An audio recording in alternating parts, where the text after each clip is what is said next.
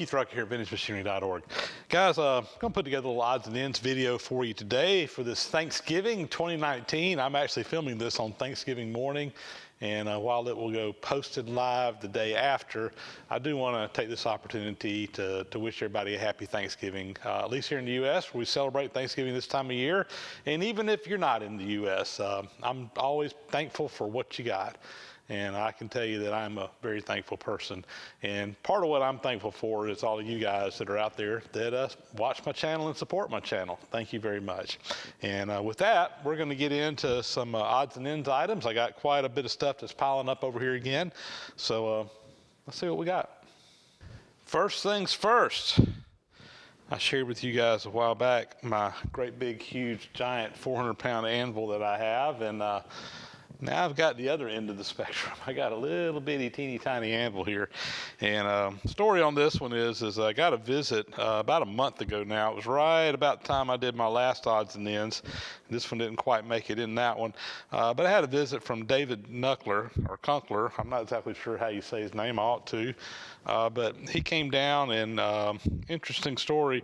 I know a lot of common people that he knows. He's friends with some friends of my friends. And I actually work with his sister, but never had met him. But he is a talented blacksmith, lives up in Indiana. And he has a brother that lives not too far from me, about 30 minutes away. And they were down visiting, and he wanted to come by the shop and visit. So I said, yeah, absolutely, come on by. And he brought me this little anvil that he actually made and forged himself. So I think it's just, I just really like it. Obviously, it's not something that would be used. I guess you could use it for something small. And if I did decide to use it, you know, I guess you would need a little bitty hammer. And if you guys remember from way back in the early days of my YouTube channel, I had a viewer send me a couple of little teeny tiny hammers. So now I got the anvil to go with my little bitty teeny tiny hammers. I'm gonna probably take this in the house and put it in my little display case where it can be shown to people, because it's just really cool. So David, thanks, appreciated the visit, and as always, just thank you very much for anybody that sends stuff in, but a handmade piece like this, just really cool. Thank you very much. Next up here, we got some items that came all the way down from Canada, and these were sent in by Kevin Hewitt. These were some taps that he found somewhere along the line, and I thought I might be able to use them, and who knows, maybe I will. These are some pretty special taps. I don't know exactly what they were made for, but this is the kind of stuff I run into all the time, and I'm glad to have them in my collection. I always pick up these Acme Taps like this anytime I can get, because seem like I'm always making nuts and stuff for Acme threads. These, I measured the largest diameter. It's about 450 thousandths in diameter, which is not a nominal fractional size. So I believe these were custom made.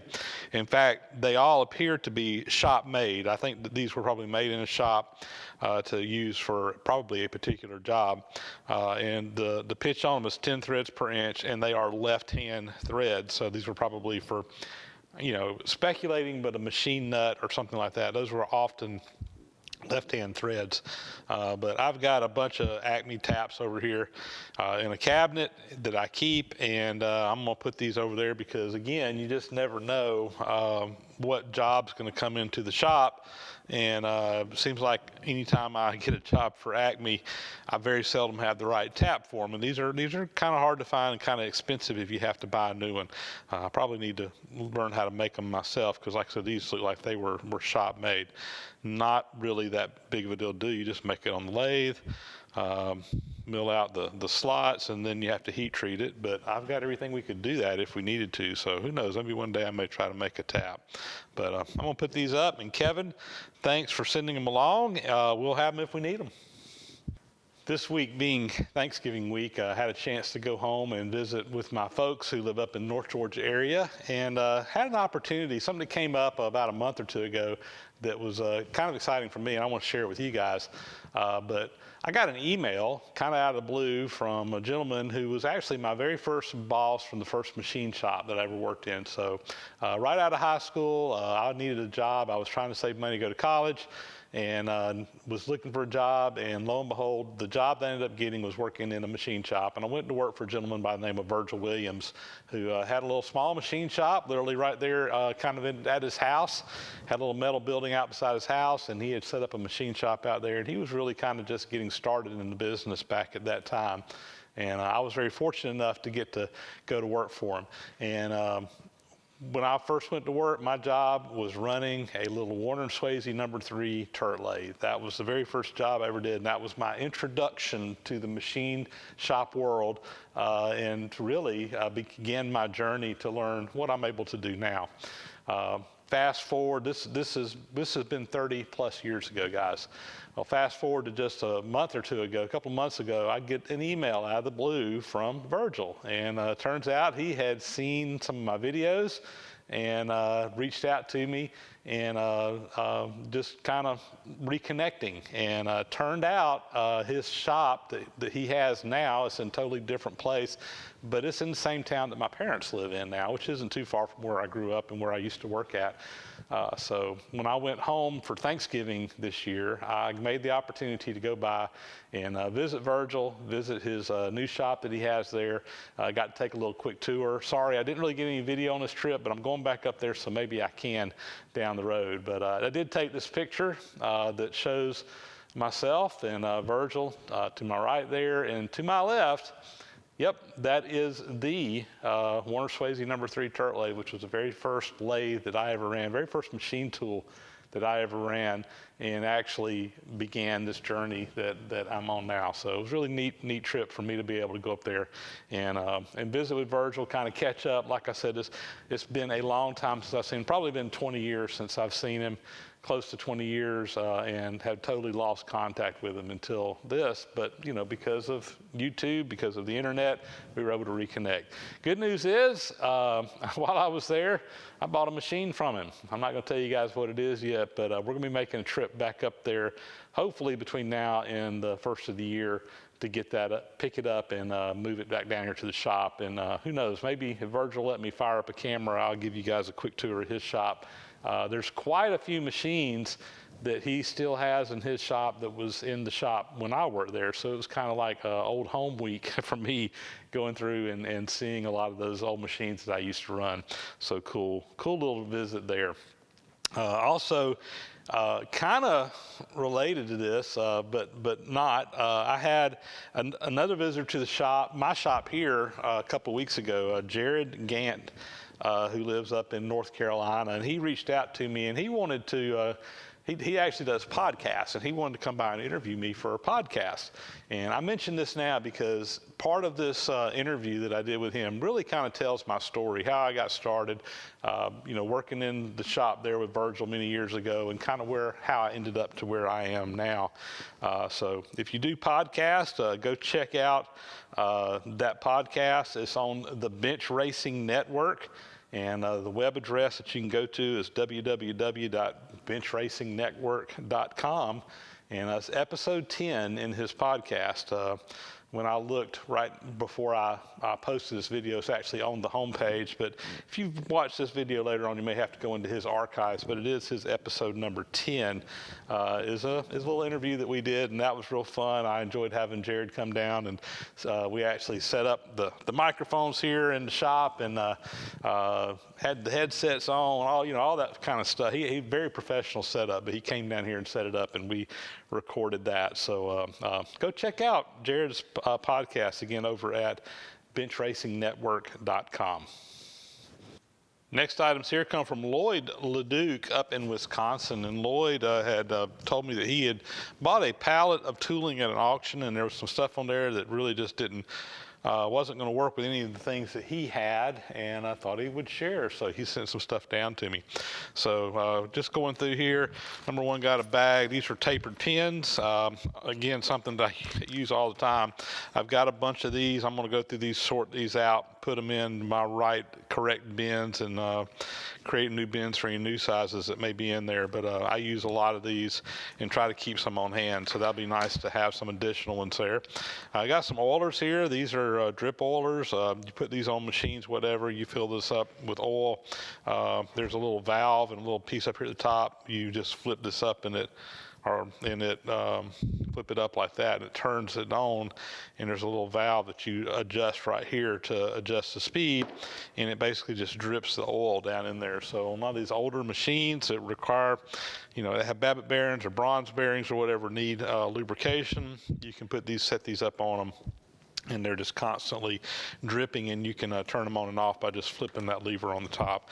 I've got some of these in various sizes, and I'm going to put these in my inventory because just doing machine restorations, we need these from time to time. We use these out in the museum quite a bit as well. So anyway, I'm sure they'll get used somewhere along the lines. Big 1-inch reamer here. It looks like it's in pretty good shape. I'll put that over with my reamers and have that if I need it. And all of this right here kind of goes together. So this is a center. This is number 4 Morse taper on this one. That's a big bull center on that one. And then you've got these down here. These are number 4 Morse tapers and number 5 Morse tapers. This is a 5 to 4 sleeve. But what you would do is you would put this in the headstock of a lathe and have this for if you're turning between centers or something like that. But if you need different centers, you could do it. What's nice here is he's got all these little different centers here, and they are made where this is a taper, and it fits right up into these different pieces. So you can put them pretty much in any of these and use it to drive. So we got some straights there. This is a big bull center for, it's got a big hole that you need to get running online. There's a couple of these reducers in there. This one here, obviously, it goes in that one. Looks like it was made where it just creates a big long taper, and got even a smaller one there. So anyway, nice selection here, and I'm sure that those will get used as well. I don't have anything exactly like that one. I even got this one here that kind of has a ball on the front, so again, you could use that to go up in all kinds of different applications as a center. So anyway, nice collection of tools. Thanks for sending these along, Lloyd. I do appreciate it. I'll get them put up, and you'll probably see them in action somewhere along the lines. Up next, we got an item sent in from David Wance. Dave is a pretty long-time friend of mine that actually is in the business of working on steam locomotives. He travels around and helps with different projects around the country, kind of does contract work. But he had actually sent me a couple of items that I'll probably show a little bit later on that he's going to let me use on my Stoker engine restoration. But in the box, he sent along this nice little air-powered drill made by Thor that he wanted me to have it, so sent it along to me. Says it works. I haven't hooked it up yet. I got to get the right fit and to go in there to hook into my air connections, but got a little drill chuck on the end, so a little air-powered drill, which I'm sure will be something we can use around here for sure. So pretty nice little tool to have. Anyway, David, thanks a lot for sending that along, and we'll be sharing some other stuff that he shared with us to use on the project we got going on later on in some upcoming videos. Next, we got a collection of books that were sent in by Shannon Stebbins, and these are kind of trade manuals or trade school type books, correspondence course type books, the science of railways, and these are all about different aspects of working on the railway for just continuing education. This one is electricity applied to the railways. Let's see what we got on this one. The locomotive, engine failures, motive power department, in 2 books. So anyway, 1911 copyright. Unfortunately, the condition of the books is not that great, and he told me that when he sent them along.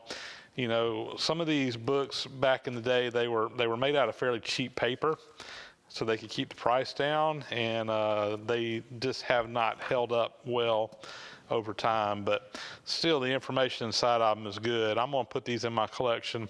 The paper's good. The bindings on them are actually what's in kind of bad shape. I may check. I got some I know some people do some book binding. I may see if they can rebind these for me or something like that, if it's not going to cost too much money, because it is a nice collection of information, and I would like to preserve the books in my library, but they're kind of falling apart as they are right now. But regardless, Shannon, thank you very much for sending these in. Look there, Maine Central Railway seniority list of all engineers and firemen, May 1931. That's pretty cool. So look at there, it's got the in order the seniority. So I.A. Turner started in November 1st, 1881, was still working as an engineer, and it's got everybody listed in order by seniority. So kind of cool. And there's notes in here: sick, died. Interesting. There's the firemen by rank and order. So pretty cool. I'll have to put that up. That's neat.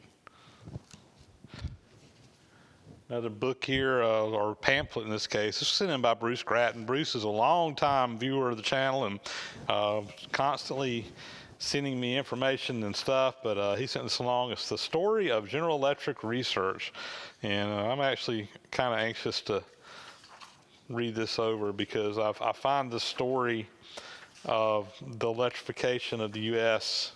kind of it's a neat story in general, and the wars between General Electric and Westinghouse, or Edison at the time. Edison became General Electric. But anyway, I'm going to look forward to reading through that. I think that'll be a nice piece of history, and just some more of that useless information that seems to fill my head up. I can't remember the important stuff, but I remember all this trivia, but I just love it. So anyway, thanks for sending that along, Bruce. I'm going to enjoy taking a look at that. I got this box in the mail the other day, and it came from my buddy Tom Lipton over at Ox Tools, and I texted some of my friends before I opened the box up. I said, I'm always nervous when I get a box from Tom Lipton that I'm not expecting, but when I opened it up, I did realize that he did tell me he was going to send some of this stuff to me a while back. It just took a while to get here. And what he sent me was a bunch of manuals and catalogs and stuff like that. I'm guessing he probably cleaned some stuff out where he works at and wanted me to have it for the website to get scanned up. So anyway, a couple of cool things in here: suggested unit course and shaper work. So a lot of information on using the metal shaper. So I'm really looking forward to looking at that one. There was another one in here right up underneath it.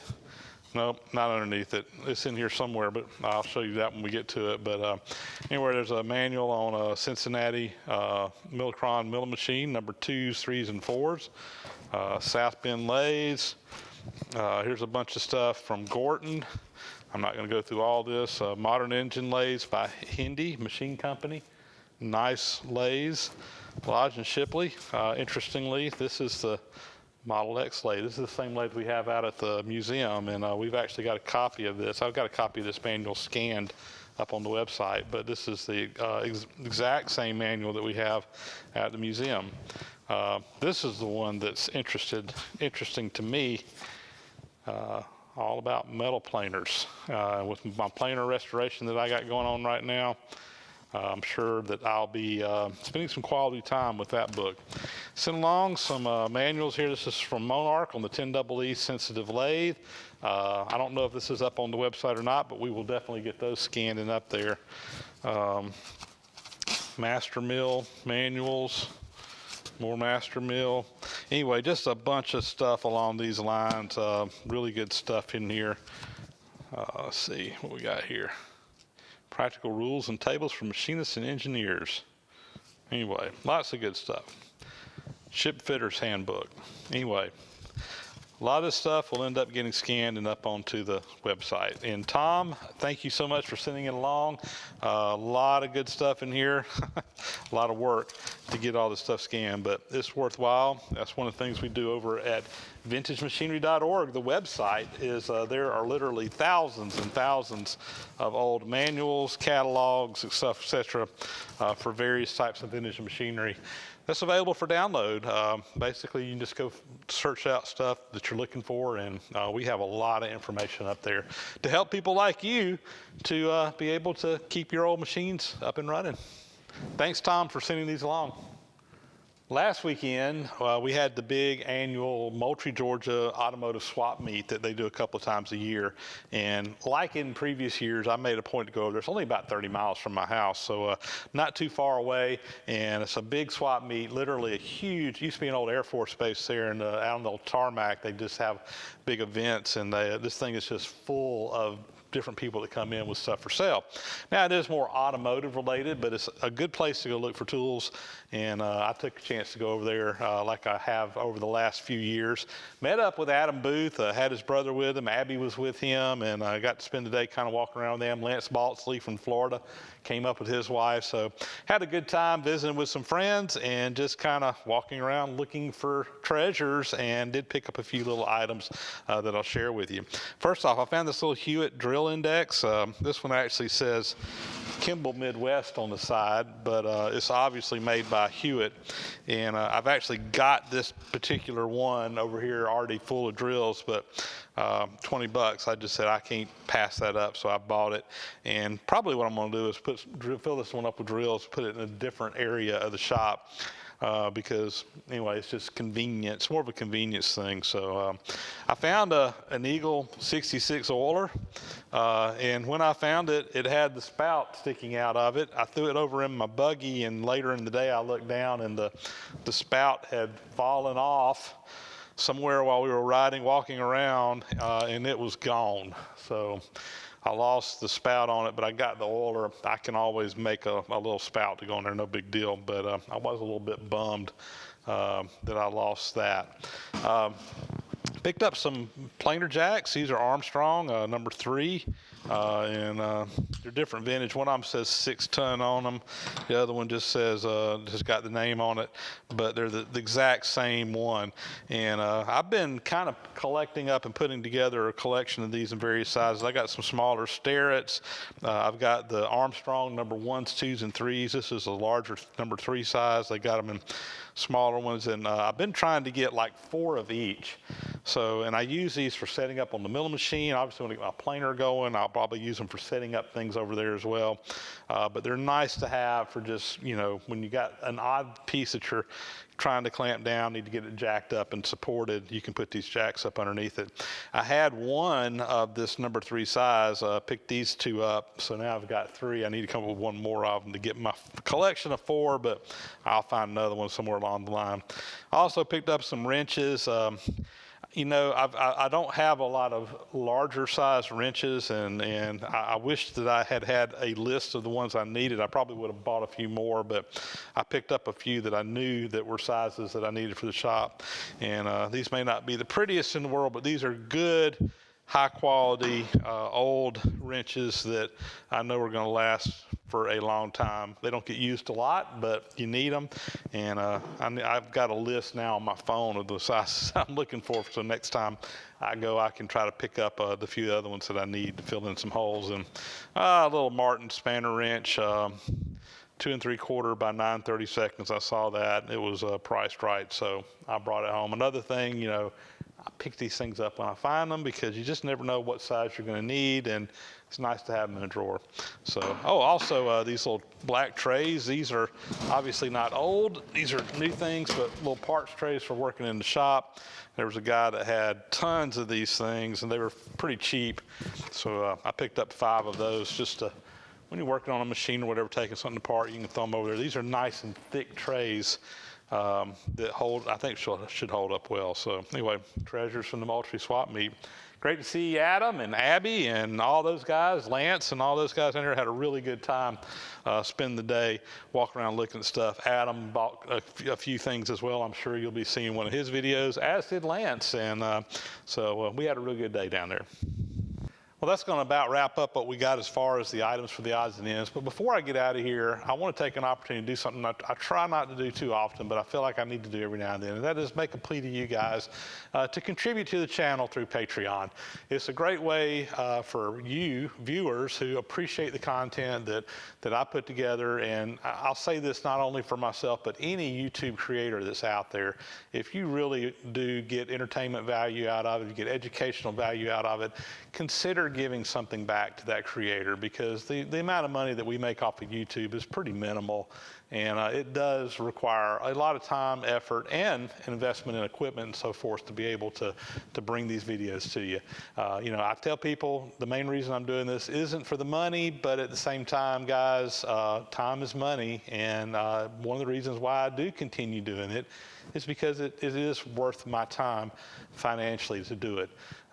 May sound a little bit selfish, but hey, it's the truth. You know, I could come out here and be spending my time doing work for other people and making money, but instead I try to concentrate on projects that I think you guys would appreciate, and maybe not make as much revenue off of the work that I'm doing, but instead kind of pick up a few extra bucks through the giving from you guys, as well as through what we earn through YouTube itself. So it is a good way to give back, and I would definitely appreciate it if you haven't already. Go check out my YouTube or my Patreon link. I put a link down here below. You can go check it out, and considering making a small monthly contribution. And like I've said before, even if you just send in $1 a month, if enough people do that, it really adds up, and it makes a big difference. And I take that money that I get off of that, and for the most part, it gets reinvested back into the shop and gets reinvested into things that I can then turn around and use to make videos with and bring you guys more content. So enough on that. If you can, please consider it. If you can't, hey, no problem. But anything there is definitely appreciated. And with that, that's going to be a wrap. Again, this one's coming out right after Thanksgiving. Happy Thanksgiving to everybody out there in the U.S. And I, again, am thankful for all of you guys. It really is a lot of fun to do this and be able to get to meet people all over, get to just the interactions with you guys, and from literally all over the world. I'm very thankful that you guys take your time to watch my channel. And with that, that's going to be a wrap. Thanks for watching, guys. As always, please subscribe to the channel if you haven't already. Comments are always appreciated, and we'll catch you on the next video.